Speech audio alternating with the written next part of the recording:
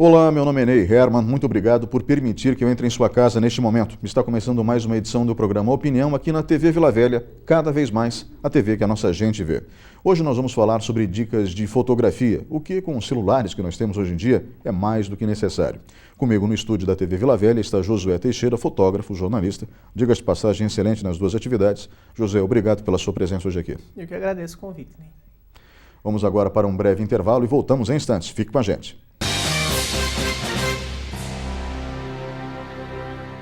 Programa Opinião. Apoio Supermercados Tozeto. Bem mais que um supermercado. Iniciativa Cartuchos. Tudo em informática, mas tudo mesmo. Olá, estamos de volta com o segundo bloco do programa Opinião. O tema de hoje, dicas de fotografia. Comigo no estúdio, o fotógrafo Josué Teixeira, também jornalista. Josué, a gente falava antes de iniciar o programa sobre uma pergunta que parece boba, mas não é. Até porque a palavra diz muito sobre a atividade, ainda mais na nossa língua, que tem como matrizes o latim e o grego. Então, eu gostaria que você me dissesse o que é fotografia. Então, Ney, essa é uma parte muito interessante e é o cerne, realmente, da questão do fazer fotográfico, né? Porque quando você trabalha e você analisa a raiz da palavra fotografia, você chega na escrita da luz. Né? Fotografia, né? Grafia vem de escrita e foto vem de luz. E aí o que acontece nesse sentido? A fotografia, na sua raiz, na sua essência, ela é a atividade em que você consegue registrar, solidificar uma paisagem, uma pessoa, em um meio sólido. Então, você vem com isso desde o início da ideia da fotografia. E ela funcionava como, né? Então, a primeira inserção da fotografia, a gente fala que a fotografia ela começa a nascer quando você começa a conseguir gravar certas imagens, parar o tempo, em certo sentido, em algum meio sólido. Então, isso passou por várias etapas, mas a mais conhecida e a mais difundida é o filme, né? O filme fotográfico foi a grande revolução, na verdade. Antes disso, a gente tinha algum outro tipo de filme, por exemplo, filmes de vidro, né? E qual que era o problema da fotografia antes da chegada do filme de 35mm, da Kodak, de todas essas outras tecnologias que acabaram popularizando a fotografia. Então, de início, as fotografias elas precisavam de horas para serem feitas. Então, você teria que deixar o material sendo exposto 4, 5, 8 horas, 12 horas, para você conseguir fixar uma imagem que não tinha tanta qualidade, né? E com a evolução dessa tecnologia, você passou, em algumas vezes, de horas para segundos, né? Então, 30 segundos, 40 segundos, e em alguns casos até 2 minutos. A gente tem um caso muito interessante, que é o daguerreótipo, que trazia fotografias muito boas, com muitos detalhes, mas ela levava muito tempo para ser feita. Então, geralmente eram os retratos, e é por isso que a fotografia, no seu início, ela está muito aproximada da pintura e do retrato, de você capturar os momentos, ou tentar deixar imóveis os seus personagens para que você fotografasse. Então, você tem nesse primeiro momento a fotografia da arquitetura muito forte, e você tem a fotografia de retrato. E para esses retratos, esses daguerreótipos, quando você utilizava eles, alguns artistas, inclusive, colocavam um suporte de cabeça para a pessoa. Então, por exemplo, se eu fosse fotografar você com um daguerreótipo hoje, provavelmente eu teria que colocar você sentado, assim como você está agora, e talvez até um suporte para você não balançar a cabeça, porque isso acabaria estragando a foto. Então, você parte desse princípio, e você vai diminuindo cada vez mais o veículo, né, que você acaba fotografando até chegar no filme. O filme é a grande revolução, porque aí você diminui os tempos de exposição, você tem mais possibilidades de fotografia, e é aí que vem a revolução, com a Kodak, principalmente, que eles até tinham um slogan muito interessante na época, que era: você aperta o botão e nós fazemos o resto, porque eles trabalharam uma logística toda dentro dessa situação, que realmente você comprava a câmera, você fazia as fotos, as 24 poses, as 12 poses da câmera, só apertando um botão, né? E aí depois você enviava a câmera para eles, eles revelavam o filme, imprimiam as fotos e te mandavam as fotos novamente com um novo filme já na máquina. A câmera descartável, né? Eu cheguei a ver esse tipo de câmera. Isso. Então, a gente acabou tendo várias dessas inovações. Então, essa questão da Kodak, e aí numa questão mais profissional, a possibilidade de você trocar de lentes também nas máquinas, isso também revolucionou muito. A gente tem e é engraçado a gente pensar, porque essas evoluções, elas são muito próximas das guerras. Então, a gente tem uma ideia de que a guerra fomenta a tecnologia, né? Normalmente sim. E é realmente isso que acontece. Então, dentro da história da fotografia, as guerras americanas foram muito bem cobertas num primeiro momento e essa cobertura fomentou também o surgimento do jornalismo, do fotojornalismo, mais propriamente dito, e das agências de notícias, né? Porque você precisava fazer as fotos em campo e passar essas fotos de uma forma muito rápida. Então, nesse interim foram criadas também as agências de notícias, né? Que ainda algumas existem até hoje. Então, é muito interessante essa situação. Quando a gente fala da história da fotografia, porque você acabou engatando na segunda pergunta, que seria a história da fotografia, a origem. Eu agradeço. Quando a gente fala da história da fotografia, a gente fala de um pedaço, sim, da história bélica também, porque a questão das lentes, elas eram necessárias para você ver o inimigo mais de longe, né? Então, e ver a aproximação dele, então isso era necessário. Fotografar, às vezes, um acampamento inimigo, ou coisa que o valha para um possível embate na sequência. Então, existia toda uma tecnologia, além da tecnologia bélica, né? É sempre bom lembrar que a internet surgiu dentro do exército americano, né? As pessoas esquecem disso, mas surge nos anos 60 de uma maneira muito reservada, muito restrita, dentro do exército americano. Para ter ideia do que o meio militar propicia, né? Do que a probabilidade de conquista ou não, ou de defesa, pura e simplesmente, propicia. E o papel fotográfico, o papel de impressão, também era tão importante quanto o filme fotográfico, no final das contas, não era, Josué? Sim, exatamente, porque você precisava que o papel também ele tivesse certa sensibilidade e ele pudesse gravar essa imagem de uma forma que ela conseguisse ser utilizada por muito mais tempo, né? Então, na questão fotográfica, do início da fotografia e até o final da era analógica, vamos dizer assim, a fotografia ela estava intimamente ligada num processo que você não tinha como fugir dele, que era a captura, né, através das câmeras e dos filmes, e a impressão.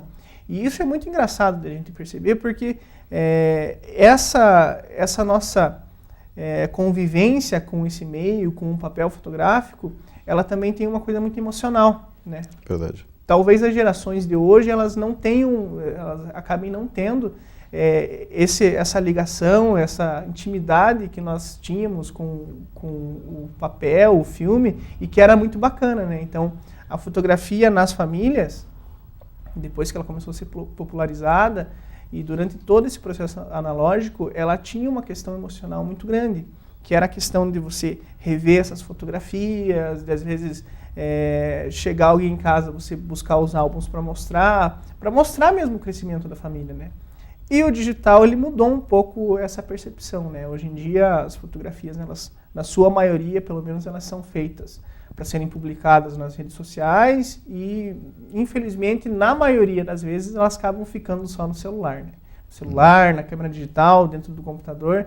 Então, a gente perde muito essa questão porque a impressão da fotografia, ela realmente é o último passo. Porque o que a gente vê nas telas não é o que vai ficar no papel, né? Existe uma diferença de qualidade e uma diferença também de nuances que você pode perceber. Então, o papel ainda é muito importante.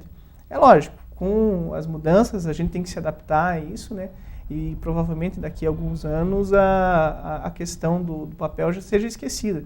Mas, enfim, as gerações que conviveram ainda com o analógico, a gente ainda percebe essa relação, né? A gente vê com os livros, por exemplo, também, né? Por exemplo, eu não consigo ler um livro no tablet ou no celular. Eu ainda prefiro o papel. E é exatamente a questão, não porque seja mais fácil, mas é a questão emocional, é o tato, né? Então isso é bem interessante de a gente analisar também num espectro mais amplo da fotografia. Existe também a questão do olfato, né? Além do tato. O cheiro do papel, no caso do livro, e também o cheiro do álbum, né? que tem um cheiro característico, até o cheiro do papel fotográfico também quando você pega a revelação na empresa do ramo. E essa questão emocional se explica em parte porque, me corrija se eu estiver errado, não era tão barato assim você tirar fotos e revelar fotos. Existia um custo nisso. Tinha um custo da máquina em si, tinha o custo do filme de 12, 24 ou 36 poses, eram normalmente os tamanhos padrão, e havia também, obviamente, o custo de revelação. Lógico que mais tarde isso foi barateado. Eu me lembro das propagandas de lojas especializadas nesse tipo de atividade, dizendo que elas tinham máquinas para revelar em 1 hora. Sim. Né, o que era fantástico, né? Hoje o que a gente vê segundos depois, aliás, no mesmo segundo, diga-se de passagem, você tirou a imagem com o celular, você tem a imagem ali no teu celular. Mas a revelação em meio físico durava apenas 1 hora, o que era uma revolução realmente. Sim. E isso cativava as pessoas. Mas tinha um custo. E esse custo fez com que os álbuns tivessem um valor financeiro, mas as fotos também tivessem não posso dizer, um uso um pouco mais restrito do que hoje em dia. As pessoas valorizavam, então fotografavam aniversários, casamentos, às vezes férias, mas eram momentos importantes para aquela família naquele dia específico. Ou seja, não haviam toneladas de álbuns, haviam álbuns. Eu estou errado, não? Não, é isso mesmo, Ney. A questão realmente dos valores, ela acabava influenciando mesmo nesse sentido, e aí quando a gente analisa, faz um retrospecto disso, a gente percebe que realmente a fotografia, quando ela nasce, e por muito tempo, ela é uma arte, ela é um hobby, vamos dizer assim, em certo sentido, né, das pessoas mais abastadas. Então, é interessante a gente analisar isso, porque, por exemplo, no Brasil, o maior incentivador da fotografia foi o Dom Pedro II. Ele adorava fotografia e ele investia nisso, né? Então, e ainda existe uma discussão de que a fotografia teria surgido no Brasil. Né? É verdade. Então, existe essa discussão ainda.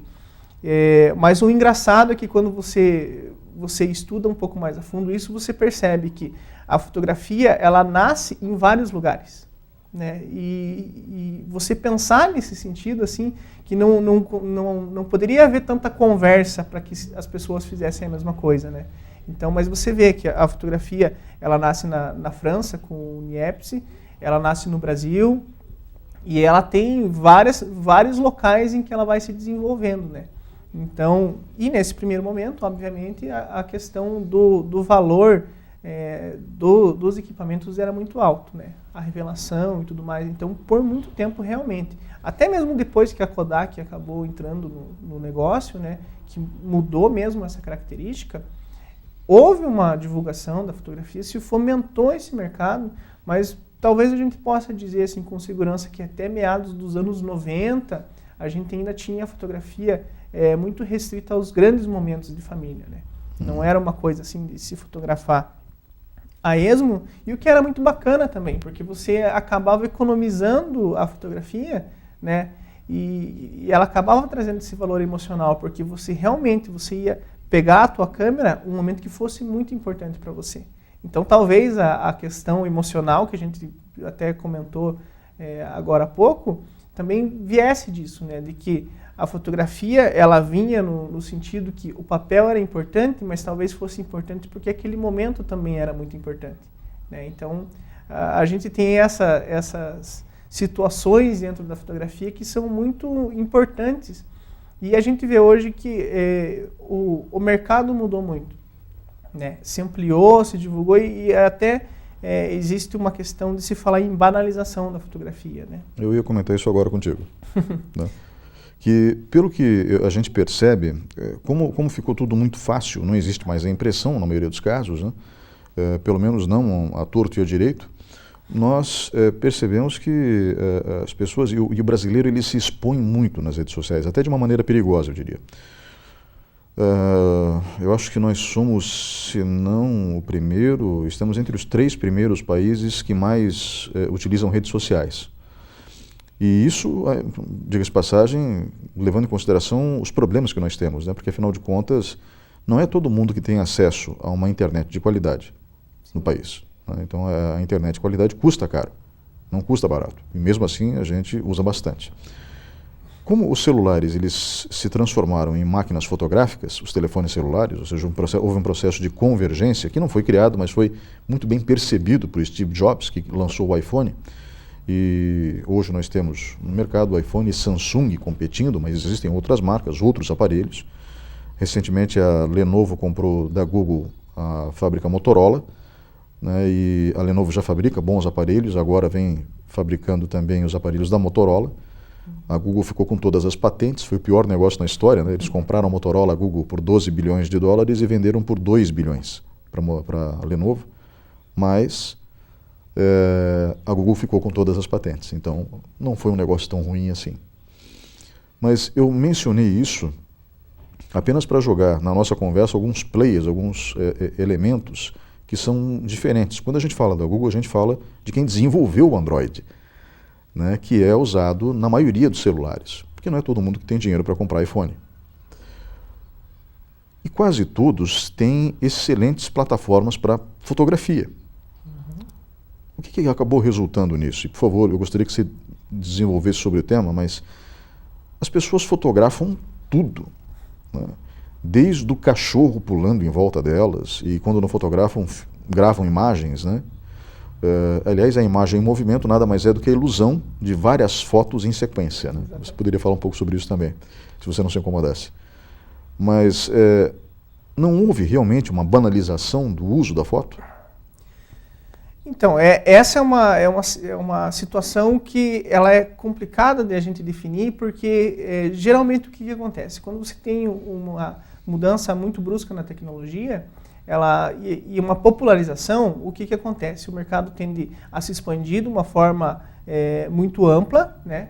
E aí, com o passar do tempo, essas coisas vão se sentando. É mais ou menos um pouco a questão de quando a internet começou a entrar nas casas do Brasil, né? Que existia um pouco a discussão de que a internet acabaria com a rádio, a internet acabaria com a televisão, né? Na fotografia, a gente pode dizer assim, que talvez sejam 2 fatores. O fator, não sei se talvez seja a palavra mais indicada, mas o fator do ego, né? E a gente hoje tem um mercado em cima do ego, a gente tem os influenciadores digitais, né? Que nada mais são, na maioria das vezes, pessoas que vendem, de certa forma, o seu estilo de vida, elas acabam agregando seguidores nesse sentido, né? E a gente tem a questão de que esse tipo de situação, a fotografia, ela alimenta esse mercado, né? Então, a fotografia, o vídeo, porque se a gente for pensar quais são as plataformas que mais desenvolvem isso e mais tem valor comercial nisso, o principal deles hoje em dia é o Instagram, né? Que reúne fotos, simplesmente, e você faz o seu álbum lá, e é a partir do que as pessoas querem ver, do que elas gostam, ou que está na moda, em certo momento, que você acaba gerando esse mercado. As empresas vêm aportar certas pessoas, né, para que façam a divulgação dos seus produtos em alguma forma explícita, outras vezes de formas implícitas. Então você vende um estilo de vida. A fotografia, nesse sentido, ela acaba entrando por quê? Porque ela é muito fácil e porque ela é muito rápida. Então, ao invés de eu contar uma história para você de que durante o dia eu tomei o café X no hotel X, eu vou lá e faço a foto, né? Então, é uma divulgação que às vezes acaba banalizando em certo sentido, porque todo mundo acha, né, e muitas pessoas acham, talvez não seja o correto falar que todo mundo acha, que você só é visto se você fotografar. Então, a tua vida você consegue vender a tua imagem fotografando. Então, talvez a banalização ela seja muito mais no sentido de que a figura do fotógrafo ela apareça para certas pessoas hoje como uma figura dispensável. E é aí que o engano ocorre, né? Porque também acho. O fotógrafo ele tem a formação, né? Ele tem o background para fotografar. E é isso que a gente acaba pecando, né? Então, às vezes a pessoa acha, eu não vou chamar um fotógrafo para fazer o aniversário da minha filha porque eu consigo fazer com o celular, né? E era uma coisa que a gente tinha em certa medida na época da fotografia de filme, mas que ainda existia um medo, porque você sabia que a fotografia de filme era muito técnica. O fotógrafo ele tinha que entender as questões de velocidade, de abertura, de ISO do filme. E assim, são situações que existem no celular hoje. Se você abrir o celular, você vai conseguir achar que ele tem lá as características. Você pode mudar a velocidade, de vez em quando você pode mudar a abertura, o ISO da foto. Então, só que como o celular faz isso automaticamente, as câmeras digitais fazem isso automaticamente, então a gente pensa que é muito fácil. Mas a gente esquece que o olhar fotográfico é um olhar construído, né? E ele é construído como? A partir de referências artísticas, musicais, cinematográficas. E é isso que diferencia o fotógrafo, quem faz isso para viver, né, da pessoa que vai tirar uma foto, vai tirar uma selfie durante uma festa, alguma coisa. Então, você pode colocar um fotógrafo e uma pessoa que simplesmente gosta de fotografar com o celular, vamos dizer assim, um fotógrafo e um influenciador digital que não seja fotógrafo, né? Para fotografar a mesma coisa. Você vai ter fotos completamente diferentes. Então, talvez o maior problema, o principal problema seja que o fotógrafo profissional, ele ainda não conseguiu arranjar uma forma, ou as pessoas não conseguiram perceber ainda, como são fotografias distintas. Então, talvez esteja aí esse problema, né?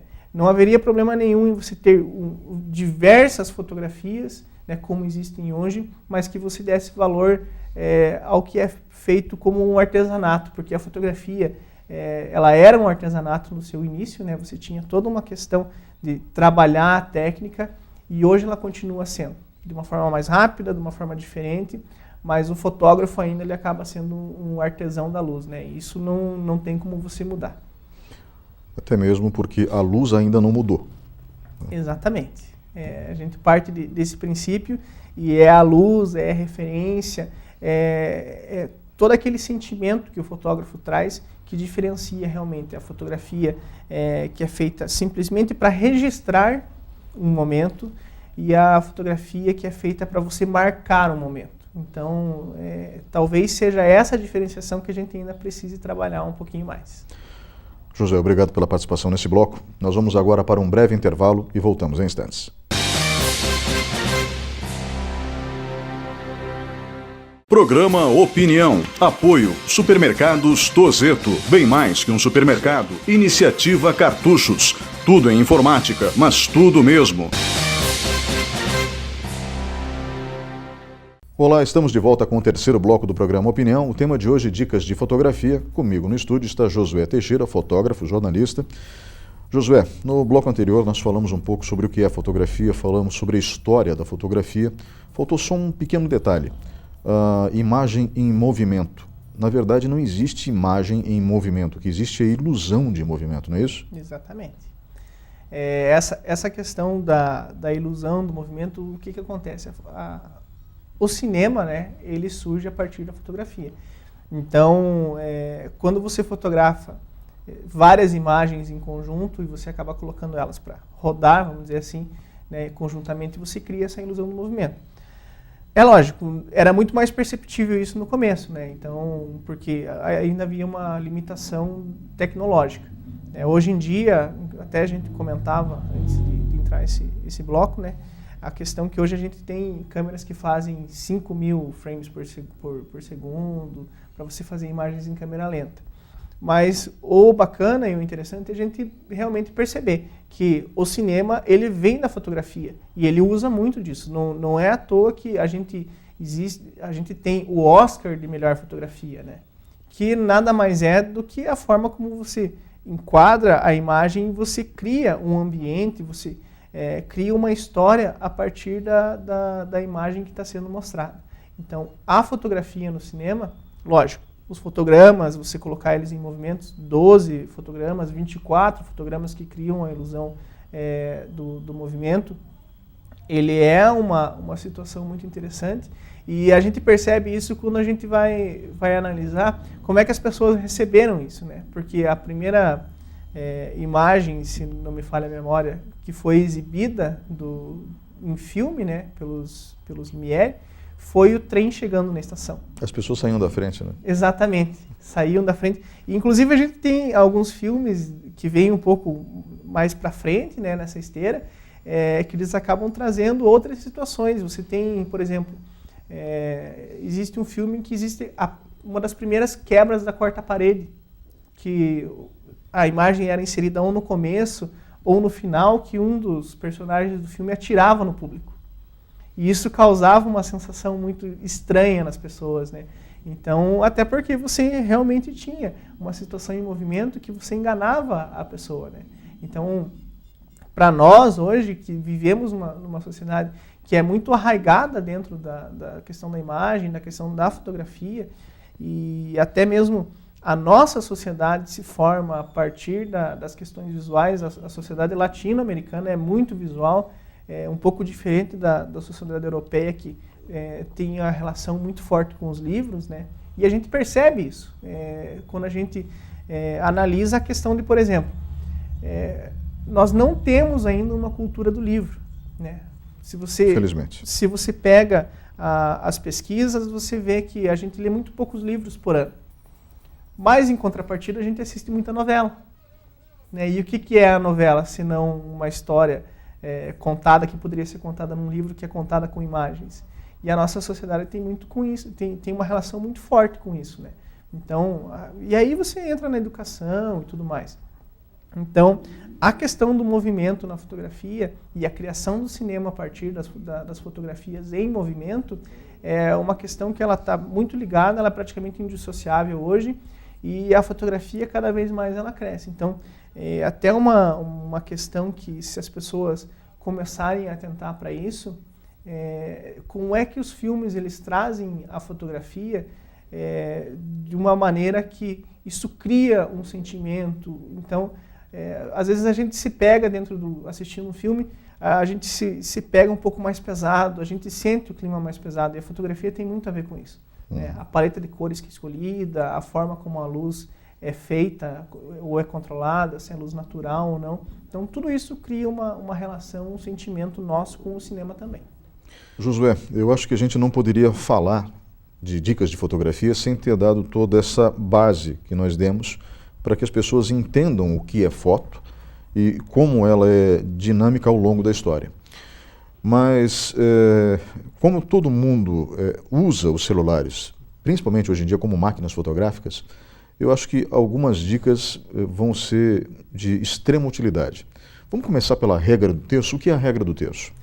Então, a regra dos terços, ela é uma regra, ela é uma indicação que nós temos, é uma das primeiras coisas que você tem contato quando você começa a estudar fotografia de uma forma mais profissional, de uma forma mais aprofundada, que é a disposição das imagens do ponto de interesse dentro de um quadro.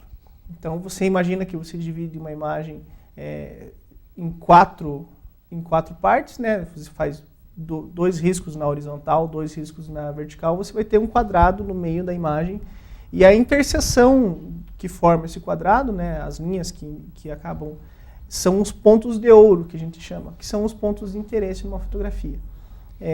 Basicamente, isso vem dos estudos de como é que nós nos comportamos em relação às imagens. Então, a gente sempre tem alguns pontos de interesse, e isso também é utilizado, por exemplo, na diagramação de jornais. Então, a disposição dos jornais, como a gente vê, ela leva em conta os pontos de interesse para onde você olha primeiro.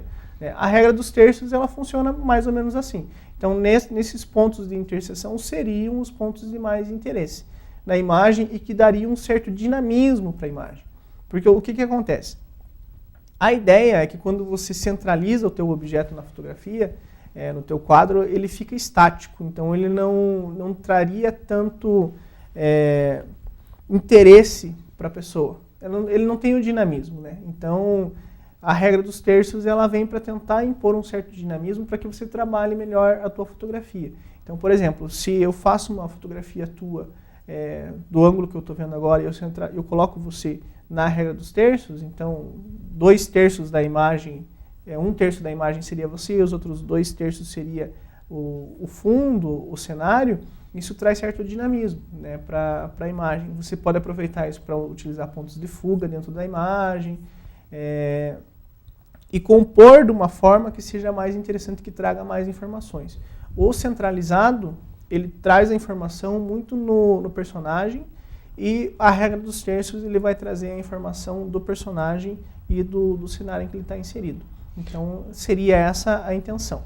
Então, digamos, por exemplo, que eu quero fotografar um ambiente, vou com a minha esposa para o Buraco do Padre, que é um dos lugares mais bonitos de Ponta Grossa, diga-se de passagem. E eu pego num lado da foto, ou seja, num terço, ou seja, o terço esquerdo, por exemplo, de quem está vendo a imagem, eu posiciono a minha esposa e posiciono no terço central e no terço direito a cachoeira dentro da furna. Então, dessa forma, eu estou fazendo um ponto de fuga para o olhar dela, seria isso? Isso.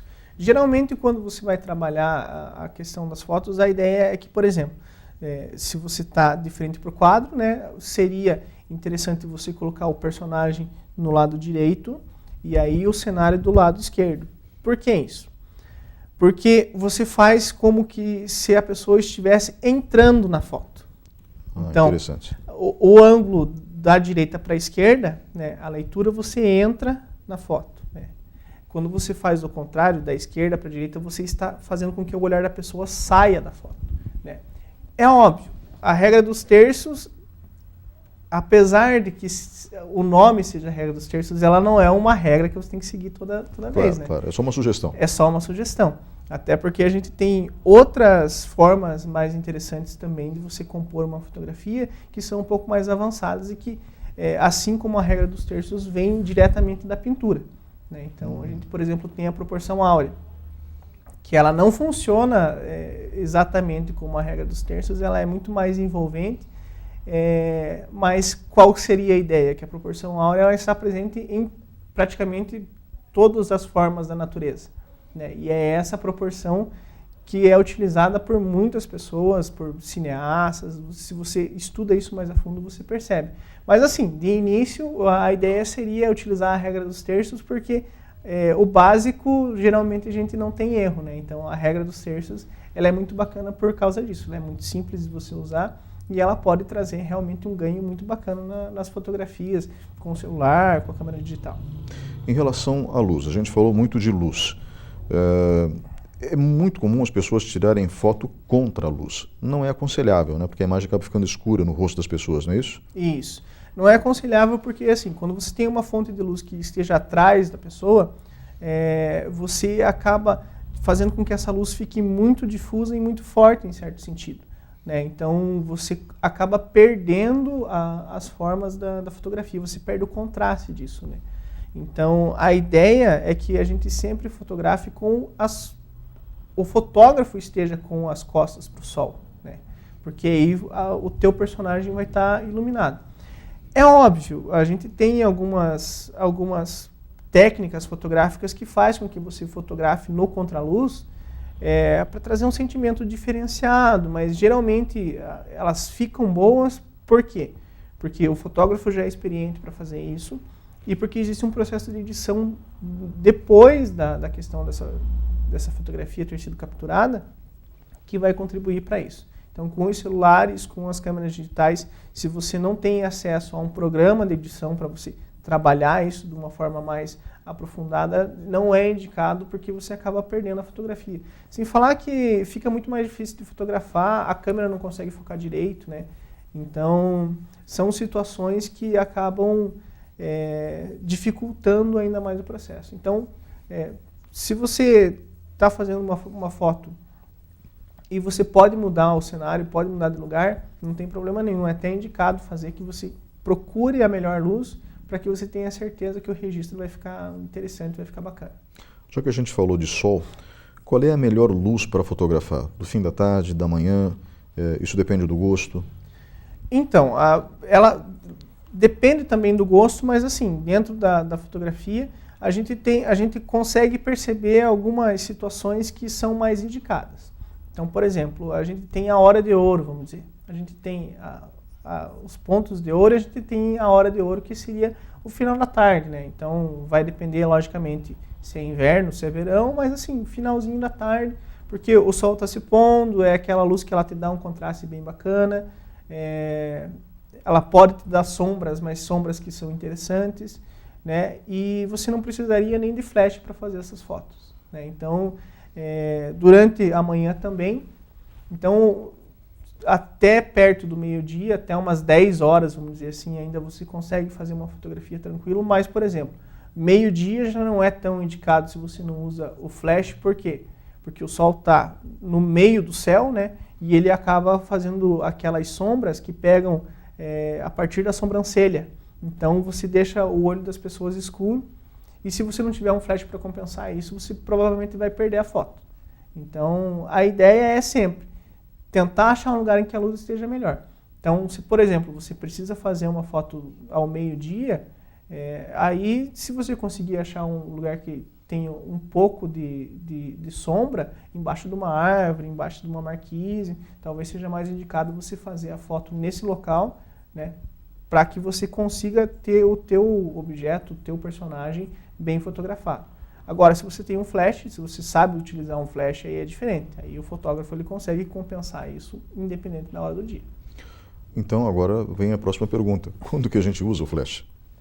Então, o flash ele é indicado em várias situações, mas basicamente ele é indicado para compensar essa luz muito forte do ambiente e minimizar as sombras, né? Então, se você tem uma situação em que você tem pouca luz, como por exemplo à noite, você vai usar o flash, né? Não, é muito difícil você utilizar ele, aliás, não utilizar ele durante a noite, mas isso também tem que ser feito com parcimônia.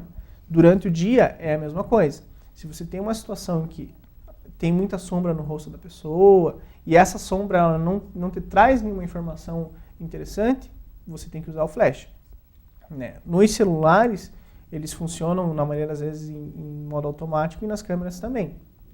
Mas o engraçado é você perceber que quando você trabalha no automático, nem sempre o software que faz essa medição está correto, né? Porque ele não leva em consideração o teu gosto artístico. Então, a referência que você tem, o teu gosto artístico, às vezes o flash ele pode acabar matando a tua fotografia em vez de ajudar. Então, basicamente, né, assim, para as pessoas que estão assistindo e que não tem essa vivência com o flash, basicamente nos horários em que você está fotografando durante o dia, por exemplo, e tem muitas sombras nos olhos das pessoas, e é muito bom a gente reforçar isso, porque dos objetos mais importantes da fotografia, dos itens mais importantes da fotografia é o olhar das pessoas, né? Então, é muito difícil uma foto em que a pessoa está com o olho fechado ser boa, né? E a gente sabe disso, intuitivamente a gente sabe disso, né? Então, isso vale também para a sombra. Quando tem muita sombra no olho da pessoa, isso acaba deixando a fotografia menos interessante. Uhum. Então, a ideia é usar com parcimônia. Tem sombras muito fortes nos olhos, está atrapalhando, usa o flash. Está durante a noite, também, sem problema nenhum. Bem, tem um outro aspecto, e eu falo agora em causa própria, que envolve o rosto das pessoas. Nem todo mundo tem um ângulo favorável. Às vezes tem um lado direito mais favorável, lado esquerdo. Pode ser uma marca de nascença, enfim. O rosto ele não é simétrico. Né? Deveria ser, mas não é. Tanto que o conceito de beleza passa pela simetria. O ator Denzel Washington, por exemplo, é considerado um homem bonito porque tem um rosto quase que simétrico. Eu estou citando apenas um exemplo, existem outros. Mas o que me preocupa no meu caso, por exemplo, é o formato do meu rosto. Quando eu entrei na reportagem na TV Esplanada lá em 1996, eu ouvia duas frases no começo. A primeira delas, e essa não tenho o que fazer. Eu achei que você fosse mais alto. Realmente, eu tenho 1,66 m, eu não sou alto. E a segunda, e aí eu ficava às vezes contente, às vezes não. Eu achei que você fosse mais gordo por causa do formato do meu rosto, né, que é arredondado, e as minhas bochechas, infelizmente, são grandes. Lógico que eu estou acima do peso, então isso colabora. 15 quilos acima do peso, para ser mais exato. Porém, existem programas de edição que reduzem o rosto. E eu gostei muito desta novidade tecnológica, né? Agora, existem técnicas também que podem ser utilizadas para valorizar mais a luz batendo sobre a parte do meu rosto, por exemplo, que não é tão fofinha assim. Vamos usar um termo que a minha enteada de 5 anos utiliza, né? Porque acaba ficando mais agradável do que gordinho. Então, eu gostaria que você nos ajudasse da seguinte forma. Como buscar o ângulo mais favorável? Eu me usei como exemplo porque as pessoas estão me vendo nesse instante. Mas como aproveitar o ângulo mais favorável? Existem técnicas para isso? Sim, existem. Até a questão que você fala, assim, que as pessoas pensavam que você era mais gordo quando estava na TV. Isso se explica totalmente pela questão da utilização das lentes. Então, geralmente, as lentes, por exemplo, da TV, das câmeras de TV e as lentes fotográficas, elas trabalham em uma abertura, né, um ângulo, e isso pode variar. Então, essas lentes vão de grande angular, e a grande angular, vamos dizer assim, é abaixo de 50 milímetros, e 50 milímetros é a ideia de que é a imagem que o nosso olho vê, e abaixo disso o que acontece? Essa lente ela abarca um cenário muito maior dentro do mesmo espaço. Então, ela vai alargar do meio para as pontas, né? Então, a 50 milímetros, ela não vai ter distorção. Então, basicamente, vai ser a mesma imagem que você vê. E aí a gente tem depois as telefotos, as lentes zoom, que elas vão aproximar, só que elas aproximam tanto o personagem quanto o cenário. Então, são essas mudanças. Então, cada lente vai trazer um tipo de distorção, né? E aí cabe o fotógrafo saber trabalhar com isso. Na questão da foto particular, do selfie, da foto que a gente faz no dia a dia, como é que funciona? Por exemplo, fotos de baixo para cima, que seria o contra-mergulho, que a gente chama no cinema, né? Já não são tão indicadas. Por quê? Porque quando você pega de baixo para cima, você vai acabar distorcendo, você vai dar uma ideia da pessoa ser muito maior. E talvez não seja tão interessante. Então, a gente vê isso utilizado de forma muito bacana no cinema. Por exemplo, o Cidadão Kane é um filme em que o presidente da empresa ele é sempre filmado de baixo para cima. Por quê? Porque isso dá uma sensação de potência, de poder, né, de grandeza. Mas a ideia, basicamente, é que você não utilize a câmera, o celular, tão próximo do rosto, porque os celulares, como eles têm um sensor pequeno relativamente, e eles utilizam essas lentes grande-angulares, o que vai acontecer? Quanto mais próximo você colocar de você, mais distorção vai ter. Então, o que acontece? É a ideia que deixa a pessoa, às vezes, com o nariz um pouco maior, com a bochecha um pouco maior, porque o que acontece? A distorção ela vai vir do centro para as bordas. E os olhos podem parecer menores, em certo sentido, o nariz vai parecer maior. Então, a gente até tem um outro exemplo, que é um exemplo mais antigo, eu não vou lembrar exatamente se era de uma empresa de salgadinhos, alguma coisa assim, que eles fizeram uma época algumas fotos de cachorros. E essas fotos eram com a grande angular bem próxima. Então você tinha o cachorro com o focinho muito grande, né? E ficava uma foto muito bonita, porque o cachorro é difícil de não sair bem na foto, né? É verdade. Então, e era um ângulo interessante, então a gente percebe isso.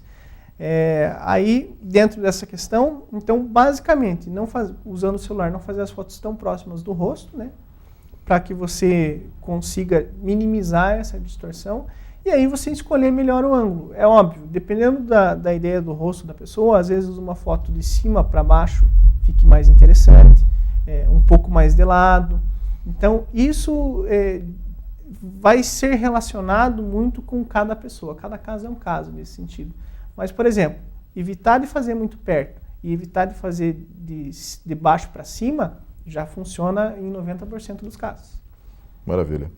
Os programas de edição valem a pena ser utilizados? Aqueles que vêm no próprio celular? Valem, lógico, dentro de uma questão de parcimônia, mas por que a parcimônia? Porque esses programas eles são muito fáceis de usar e as pessoas devem usar mesmo, mas nem sempre ele vai trazer o resultado que você precise. Então, a gente tinha muito no começo da questão dos filtros de fotografia, que era uma situação muito fácil e ela acabou sendo banalizada em certo sentido, né? Mas eles estão aí, são feitos a partir do software de estudo das empresas, né? E geralmente eles trazem algum ganho, que a pessoa que não tem o conhecimento da edição fotográfica no sentido artesanal da coisa, de como é que funciona, pode trazer um ganho muito legal para a fotografia, né? Então, a questão de cores, de trazer uma sensação, isso é muito bacana nesses filtros. Então, não tem por que não usar. Tanto os filtros que fazem a edição das fotos, vamos dizer assim, da questão de luz, de contraste, da cor da foto, como esses outros, que às vezes tira uma ruga, uma espinha, alguma coisa, isso não tem problema nenhum usar. É lógico, tem que ser usado com parcimônia, porque é aquela coisa, quem conhece você sabe como você é ao vivo, né? Então, a gente e eu digo isso sobre várias pessoas, tem pessoas que você às vezes vê por foto e quando você vê ela ao vivo, né, é uma pessoa totalmente diferente. Então, a parcimônia sempre é a melhor saída nesses casos. Bom, sermos nós mesmos nas fotos, então, é aconselhável? Sim, é sempre aconselhável, né? A fotografia, ela tenta trazer a verdade. É lógico, se você entrar numa discussão um pouco mais filosófica sobre a fotografia, você vai ver que existem muitas nuances nesse sentido, porque existem pessoas que defendem que ela teria que ser realmente uma imagem perfeita do real, né? E outras dizem que a partir do momento que você enquadrou uma foto, ela já é outra coisa totalmente diferente que a realidade. Claro. Então, mas a ideia é realmente que as pessoas se sintam bem com a fotografia. Então, você utilizar, às vezes, um aplicativo para corrigir alguma imperfeição que você tenha, não existe problema nenhum nisso. Mas a gente também não pode, às vezes, pegar, por exemplo, fazer a foto de um gato e fazer com que ele pareça um tigre, né? Então, essa é a ideia, né? Entendi. José, obrigado pela participação nesse bloco. Vamos agora para um breve intervalo e voltamos em instantes.